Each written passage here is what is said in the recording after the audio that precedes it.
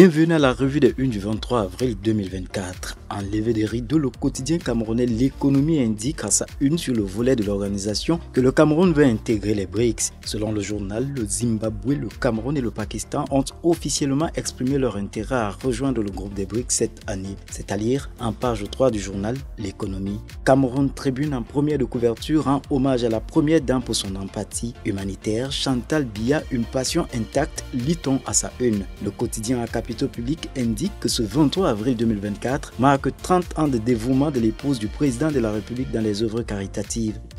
Des actions concrètes qui touchent et changent quasiment au quotidien des milliers de vies, de l'enfant malade à la mère, en passant par les orphelins, les veuves, vieillards, victimes de diverses affections et catastrophes, personnes défavorisées et vulnérables.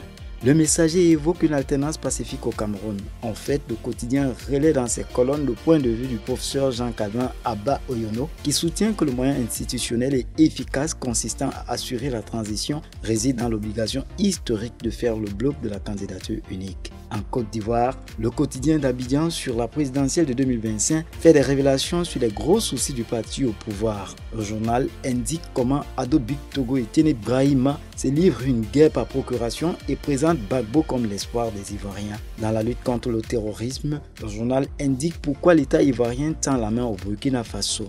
Le Bélier intrépide lui aussi se projette sur la présidentielle de 2025 et s'interroge sur où est passée la nouvelle génération du RHDP, et voilà d'après le journal qui laisse entrevoir une panique à l'horizon. Sur la candidature de Laurent Gbagbo, le tabloïd ivoirien révèle que le PPA sait y maintient la pression.